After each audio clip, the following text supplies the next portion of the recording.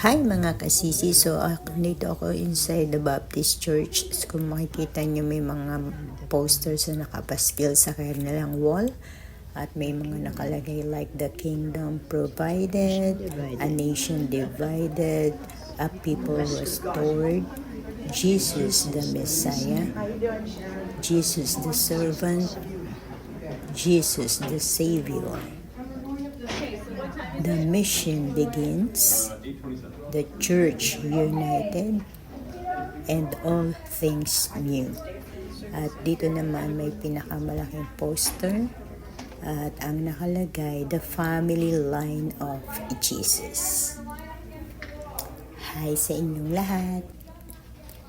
Ito naman ang ibang parte inside the Baptist Church. Napakaluwag at talagang malinis. Ayan, eto na naman ako. This is inside the auditorium wherein gaganapin ang service for today. Napakaluwag ng kanilang auditorium at maraming upuan para ma-accommodate ang napakaraming taong a-attend ngayon. Ayan.